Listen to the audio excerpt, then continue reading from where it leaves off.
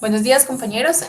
Ya como mis compañeros han hablado de qué es el consentimiento informado y en qué consiste, pues yo voy a hacer una síntesis y para concluir lo que es el consentimiento informado. Entonces, para ello, pues podemos decir que el consentimiento informado se utiliza mucho en las prácticas médicas para, para respaldar en sí a los profesionales de la salud.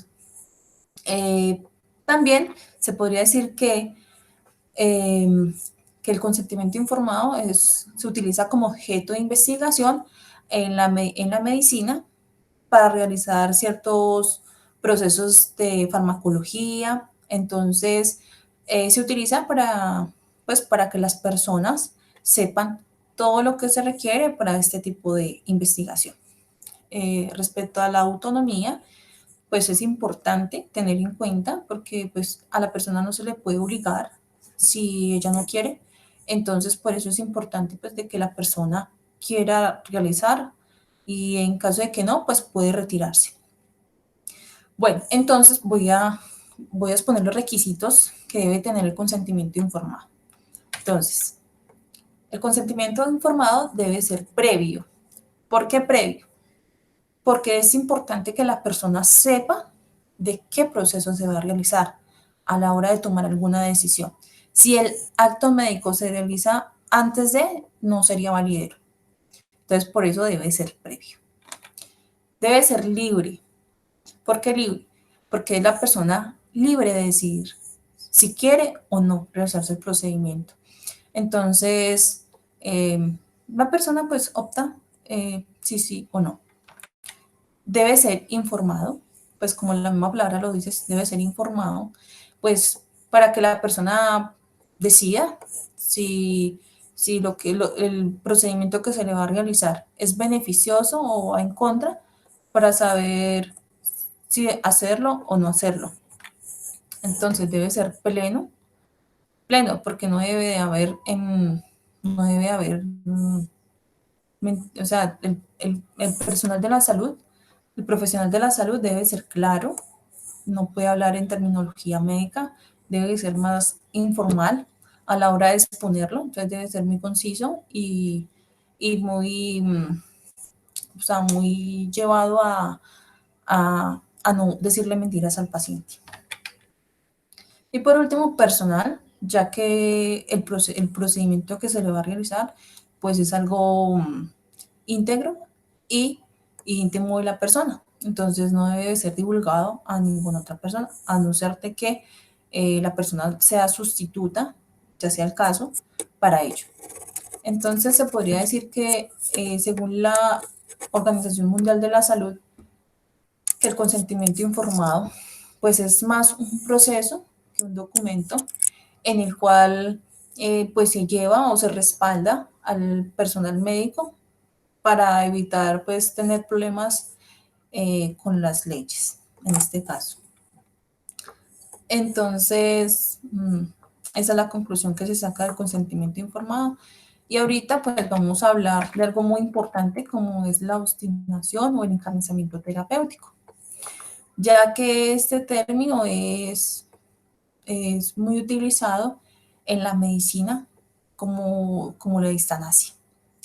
La distanasia es lo contrario a la eutanasia, ya que la eutanasia, por la razón que sea, termina con la vida del paciente, o sea, acaba con la vida.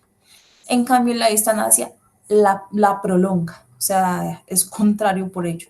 O sea, se deshumaniza en ambos casos la vida humana.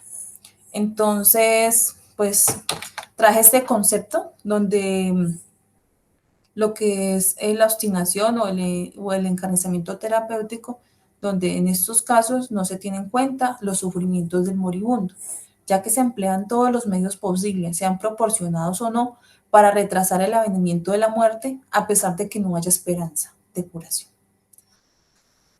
Entonces, ahí es donde el paciente, donde uno, pues, ve al paciente como tal, como esa persona que ya está en sus últimos días de la vida y el médico lo sabe, sabe que es irremediable pues que haya una cura. Entonces ahí es donde hay este tipo de cuestionamientos. Mm, Exige el respeto a la vida humana aplicando terapias indiscriminadas.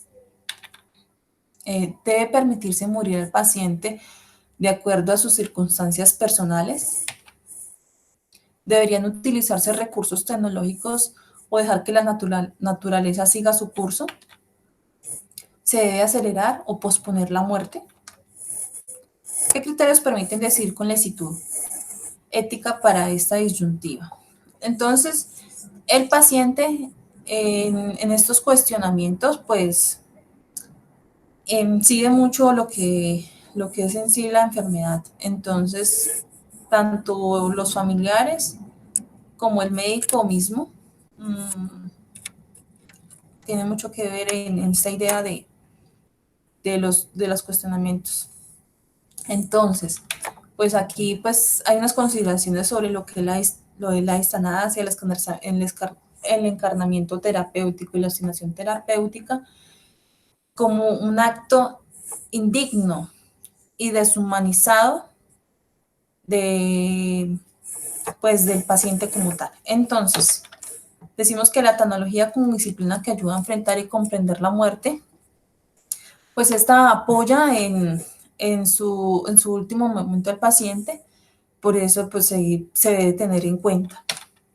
También la bioética personalista también tiene como centro la persona humana y su dignidad, ya que pues esta demuestra que pues que las personas deben terminar con una muerte natural, o sea, que no sea sometida ni mucho menos como a terminarla, ni tampoco a prolongarla, ya que debe ser un acto natural y humano. Y por último, pues la tecnología, pues sin duda ha traído grandes beneficios para conservar y prolongar la vida. Pero en este caso, o sea,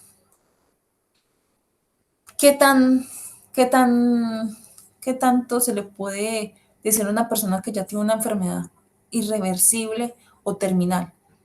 Mm, Pues yo considero que más, es más familiar el hecho de querer tener a estas personas en este, pues, o sea, sí, tenerlas ahí, ves como un vegetal, quietas, conectadas a tubos, a ya sea vía intravenosa, a través de respiración artificial. Entonces, pues se debe tener en cuenta todo este proceso. Pues y ahora surge esa pregunta, ¿por qué se desconectan a los pacientes? Eh, si el hecho es tener al paciente, prolongar su vida hasta el último suspiro, ¿por qué se desconecta? Entonces ahí es donde surgen muchas preguntas, porque en la familia tiene mucho que ver en estos casos, porque si yo puedo sostener económicamente a un paciente que ya no tiene esperanza, y puedo pagar a la clínica y al médico tratante para que me lo mantenga con vida. Entonces, ¿por qué los desconectan? Entonces, según los Estados Unidos, en 50 de los estados, en 50 de los estados que conforman la nación, 48 de ellos eh, no autorizan a los familiares para retirar la ayuda del enfermo. Tan solo en Nueva York y New Jersey tienen en cuenta por ley las creencias religiosas y los deseos de los allegados a estos enfermos, según informa The New York Times. Pues esto es una prensa muy, pues, que tiene mucha reputación y por eso me pareció importante tratarlo en este caso, ya que tiene que ver mucho lo que es la ley, la ética como tal y las creencias religiosas, por lo cual prolongan pues la vida del paciente. Bueno, y para concluir, pues me voy con esta reflexión. La dignidad es inherente al ser mismo del hombre, es decir, es intrínseca a la persona.